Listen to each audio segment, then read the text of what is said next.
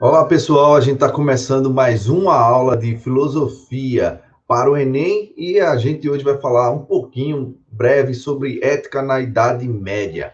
Então, vamos lá dar uma olhada aqui na apresentação para a gente começar bem essa aula.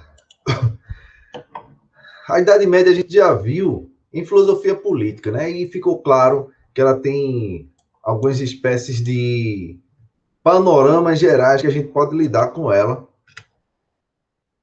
que é um deles é aquela perda da autonomia da razão, dá para dizer assim, né? Se a gente olha para trás, olha para o que aconteceu no período grego clássico, né? Com Platão, com Aristóteles, havia uma confiança imensa no poder da razão, no poder das descobertas da razão. Depois isso dá um pouquinho de declínio junto naquele período helenístico, quando os gregos perdem um pouco de força política.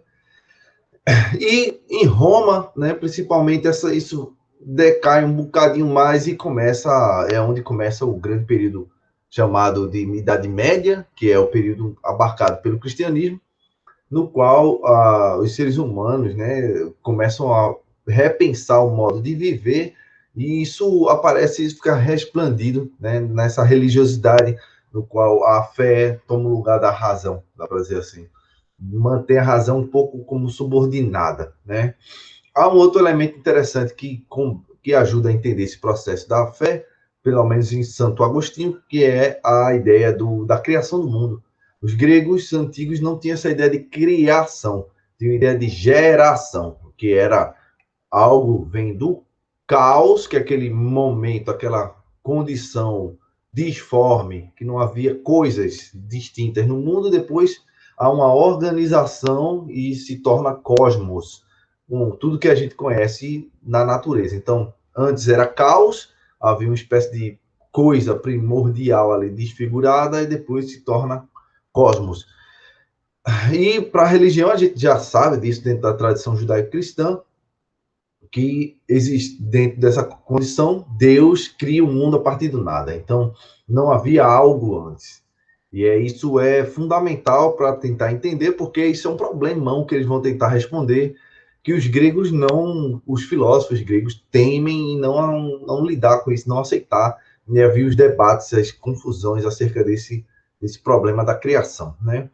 E nisso há uma interiorização dessa ideia dessa ética, a partir dessa ideia do eu interior, do homem interior que conversa com Deus, né? Essa ligação direta com o sagrado e o homem, e a noção de pecado que os gregos não tinham, né? Tinham uma ideia de vício, que é quando você pratica coisas erradas, mas isso tinha a ver com uma espécie de normativa, não a ideia de falta perante alguma coisa, né? Você fez algo que violou alguma regra perante um sagrado. Isso não era essa noção que existia entre os gregos. Então, o primeiro período que a gente trata é o período da patrística, no qual é um período da filosofia feita pelos primeiros padres da igreja para combater o que a gente chama o que ficou conhecido como os pagãos, na verdade. Pagão já é um apelido, né?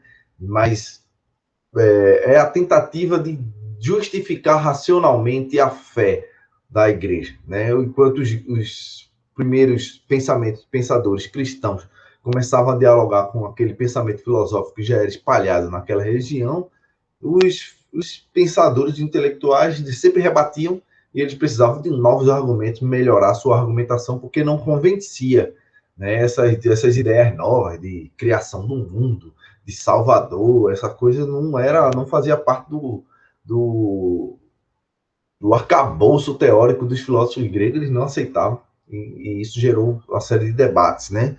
E nesse período o lema ficou conhecido como creio para compreender, que era o que ficou resplandente no que a gente vai olhar depois na teoria do conhecimento, mas essa ideia de que é preciso ter fé e a fé leva ao conhecimento.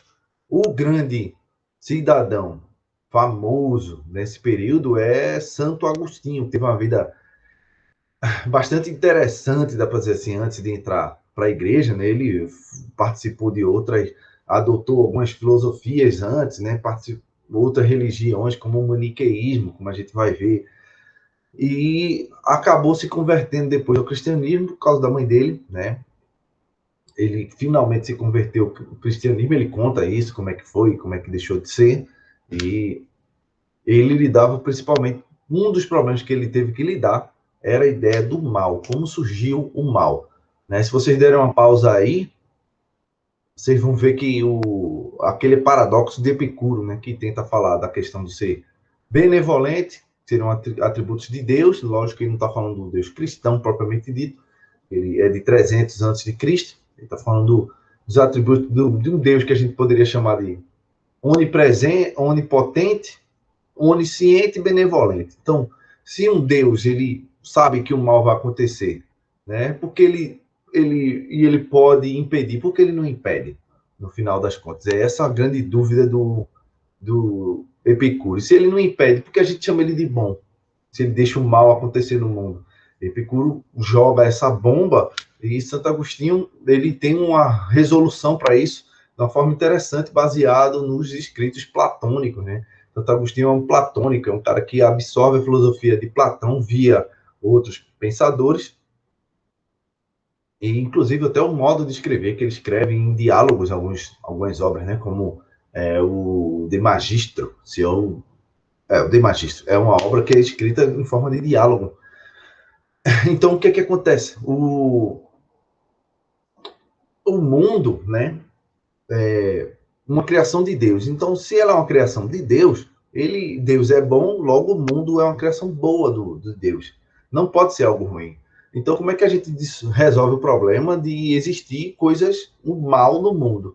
Então, dentro dessa ideia de Santo Agostinho, na verdade, o mal não é uma coisa, não tem uma substância. Quando ele era maniqueísta, ele acreditava que o bem e o mal eram duas instâncias que se combatiam, né? Que eram equivalentes. Então, o bem era uma coisa, uma substância, uma entidade, o mal também era outra. Então, nessa ideia platônica, ele vai dizer que só existe o bem e o mal é uma espécie de afastamento do bem. E o que é que afasta o ser humano do bem? A vontade do ser humano que geralmente pode visar coisas carnais, dá para dizer assim, coisas do mundo. O ser humano, através do livre-arbítrio, tem essa tendência a seguir o mundo. Então, o corpo a alma acaba sendo subordinada ao corpo, dá para dizer assim. E o corpo é essa instância que é sempre voltada para as coisas prazerosas. Então, a alma humana caminharia para esse local e, por isso, se afastaria constantemente do bem. Então, Deus, na iluminação, na sua graça, na sua bondade, iluminaria o ser humano, faria com que ele retornasse a essa ideia de seguir o bom caminho. Já Santo Tomás de Aquino é um aristotélico, né? Ele é de um período bem depois, enquanto Santo Agostinho de 500 e pouco, coisa desse tipo. O São Tomás, ele já é de 1000 e um bocado, né? Ele é um período bem depois do Santo Agostinho. É um período que já houve invasão árabe, né? Uma tomada da Península Ibérica, já teve os árabes, eles traduzem Aristóteles do grego para o latim e faz com que as pessoas, os pensadores retomem Aristóteles, estava esquecido durante muito tempo, e começam a ler Aristóteles no original e dizer, eita, tem coisa interessante aí, toda uma reformulação de política, de ética, direito, biologia, tudo passa a ser de um paradigma aristotélico.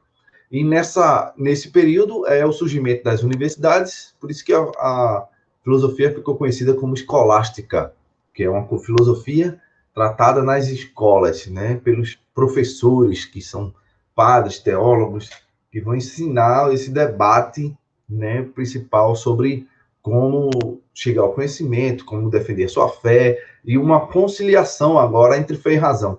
Enquanto no primeiro período a fé estava acima da razão, a razão era vista como uma serva da teologia, a filosofia era uma serva da teologia. Nesse período aristotélico, né, era visto já como tudo é criação de Deus, a fé e a razão tem que ser coordenada, harmonizada, não hierarquizada, porque ambos são criações de Deus, a razão tem que ser vista também como algo bom, não algo contraditório, não pode se contradizer, né? Então, o período da escolástica vai ficar conhecido com o lema do compreender para crer, né? Você compreende, olha o mundo natural como ele é, como Aristóteles ensinou, que tudo chega à mente através do intelecto, dos sentidos, né? Tudo chega ao intelecto através dos sentidos. Então, é olhando o mundo natural que a gente pode chegar e compreender que há uma ordem superior, uma causa disso tudo, que é Deus. Então, é através do mundo natural que se chega a Deus. É justamente os argumentos que a gente vai ver em teoria do conhecimento sobre as 5 vias que ele tenta mostrar através de 5 argumentos do mundo natural, que a causa primeira de tudo é Deus. Então, dentro da ética antiga, né, as virtudes principais dos seres humanos são a prudência, a justiça, a fortaleza e a temperança. Mas no cristianismo, as virtudes principais, né, são a fé, a esperança e a caridade. Fé, esperança e caridade, né? Ou seja, apesar daquelas primeiras virtudes serem bem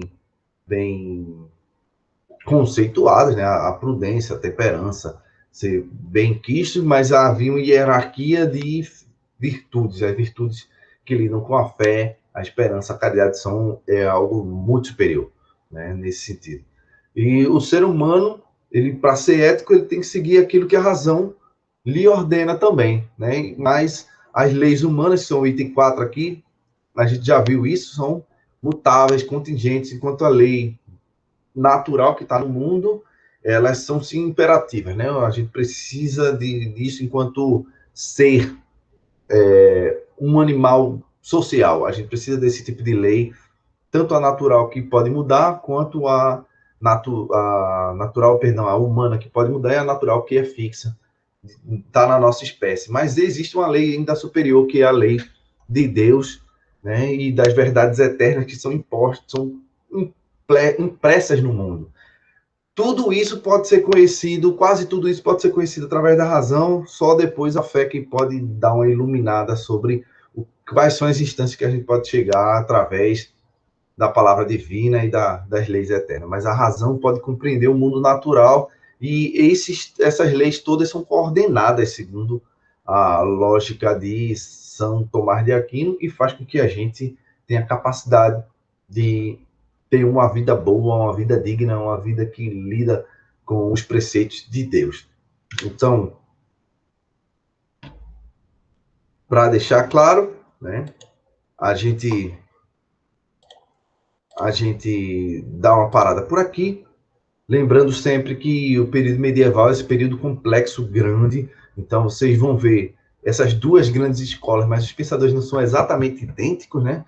Mas são o primeiro período ali de apologetas, dá para dizer assim, gente defendendo a fé, defendendo o tempo todo essa fé em Cristo e contra os outros pensadores, e depois num período formado por universidades, onde a experimentação, o estudo empírico, para ser preciso, da experiência vai começar a ter uma maior ênfase, e isso vai desembocar na Idade Moderna, somente porque é dessa época aí da escolástica que surge Oxford, né? Surgem algumas universidades importantes em Paris,